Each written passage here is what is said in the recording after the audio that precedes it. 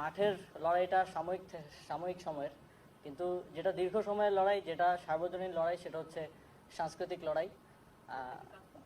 এই সাংস্কৃতিক লড়াইটা ফারুকী ভাইরা করে আসছিলেন এবং আমাদেরকে কিছুটা হলেও যতটা ওই সময়ে পারা যায় আমাদেরকে দেখানোর চেষ্টা করেছেন, বোঝানোর চেষ্টা করেছেন।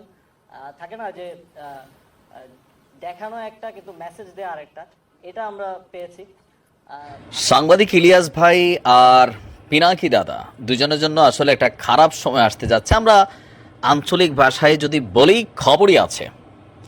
বরাবরই ডক্টর আসিফ নজরুলকে দায়ী করা হতো যে উপদেষ্টা ফারুকীকে আপনার এই উপদেষ্টা মণ্ডলীতে নিয়োগের পিছনে তিনি ছিলেন মাস্টারমাইন্ড, এবং ভারতের প্রেসক্রিপশনে, প্রথম আলো, ডেইলি স্টারের সাজেশনে আমাদের আসিফ নজরুল তিনি ফারুকীকে এই দলে আসলে যুক্ত করেছেন। এরপরে এটা নিয়ে যখন প্রথম প্রতিবাদ শুরু হয় অনলাইন থেকে, তারপর এটা বিভিন্ন প্ল্যাটফর্মে যাওয়ার পরেও ফারুকী কিভাবে এখনও টিকে আছেন সেটা এখন স্পষ্ট হয়ে গেছে আজকে আমাদের সরকারের খুবই গুরুত্বপূর্ণ এবং কি প্রভাবশালী উপদেষ্টা আসিফের এক বক্তব্যে। আজকে সম্ভবত একটা প্রোগ্রামে তিনি গিয়েছিলেন, সাংস্কৃতিক কোনো একটা পরিমণ্ডলে। সেখানে গিয়া তিনি ফারুকী সম্পর্কে যে মন্তব্য দিয়েছেন, এই মন্তব্যের পরে সাংবাদিক ইলিয়াস বা পিনাকি দাদা যতই বুঝান, উপদেষ্টা ফারুকী তো দূরের কথা, এই টিম থেকে কাউকে তারা সরাতে পারবেন না।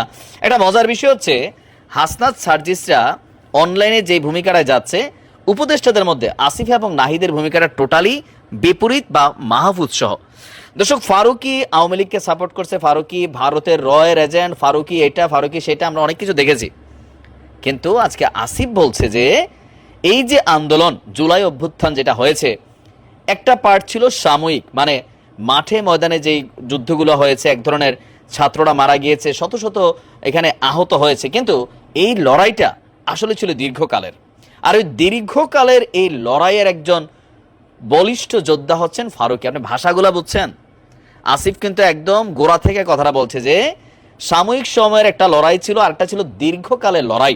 সেই লড়াইয়ে ফারুকী ভাইরা উদ্বুদ্ধ করেছিল আসিফদের কিভাবে, যেহেতু মুস্তফা সরোয়ার ফারুকী তিনি একজন নাট্য নির্মাতা, তার নাটকগুলোর মধ্যে চলমান সমাজের বিভিন্ন সমস্যাগুলার একটা দৃশ্যপট থাকতো। তো আসিফ বলছিল যে আমরা দেখতাম একটা, কিন্তু আরেকটা মেসেজ ক্রিয়েট করা হতো, যেটা আমরা ছাত্ররা বুঝতে পারছিলাম। মানে আজকে আসিফের এই বক্তব্যের পরে যদি বলা হয় যে ফারুকীকে ভারতের রয়ের এজেন্ট হিসাবে এখানে রাখা হয়েছে, অথবা ভারতের ফারুকীকে এখানে টিকিয়ে রাখছে, তাহলে তো একটা প্রশ্ন চলে আসে, তাই না, যে আসিফ কি তাহলে ভারতের রয়ের এজেন্ট? সারা বাংলাদেশ যখন কথা বলছে, অনলাইন যোদ্ধারা যখন তথ্য প্রমাণ সহ দেখাচ্ছে, তো এরপরেও কিভাবে ফারুকী টিকে ছিল এটা তো একদম স্পষ্ট। যে আসিফ আজকে যে বক্তব্য দিয়েছে, শতভাগ ফারুকীর পক্ষে গিয়েছে। ইভেন তিনি দীর্ঘদিন যাবৎ এই লড়াইয়ের একজন পার্টিসিপেটর অথবা প্রথম সারির যোদ্ধা হিসাবে সাংস্কৃতিক অঙ্গনে তিনি তার মেসেজ ক্রিয়েট করেছেন, প্লাস সাংস্কৃতিক যারা ব্যক্তিত্ব আছেন তাদের সম্পর্কেও এখানে অনেক ধরনের বক্তব্য আসিফ দিয়েছে।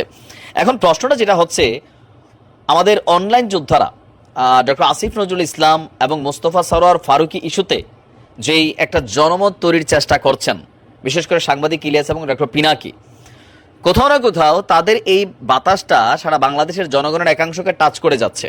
মানুষ রাজপথে নামছে, এটা নিয়ে তর্ক বিতর্ক হচ্ছে, নানান কথা বলছে, কিন্তু সরকারে যারা আছেন দায়িত্বশীল, ডক্টর ইউনূসের সরকারের 3 প্রধান প্রভাবশালী উপদেষ্টা মাহফুজ, আসিফ, নাহিদ, তারা কিন্তু বরাবরই ডিফারেন্ট একটা ভূমিকা নিচ্ছে, যেটা অনলাইন টিমের সাথে টোটালি সাংঘর্ষিক। যে তোমরা অনলাইনে বসে যা খুশি বলো, সিদ্ধান্ত কিন্তু তোমাদের কথায় সরকার নেবেন, এটা কিন্তু প্রমাণিত। আপনি আর কোন ইস্যুটা দেখবেন যেটাতে প্রথম আলো ইস্যু বলেন, ডেইলি স্টার ইস্যু বলেন, আমাদের উপদেষ্টারা কি বলছে, ফারুকী ইস্যু বলেন, আসিফ নজরুল ইস্যু বলেন, উপদেষ্টারা কি বলছে, পিনাকি দাদা বা সাংবাদিক ইলিয়াস, কোথাও না কোথাও যেভাবে এটা ক্ল্যাশ হচ্ছে, তো এটা পজিটিভের বদলি বরঞ্চ তাদের জন্য নেগেটিভও হইতে পারে অন্যান্য দিকে, যদিও তারাও ডর ভয় পায় না, দীর্ঘদিন যাবৎ কাজ করেছে। তো দেখা যাক এটা নিয়ে আবার আমাদের অনলাইন থেকে কি বক্তব্য আসে, তাই না? ভালো থাকুন, আসসালামু আলাইকুম।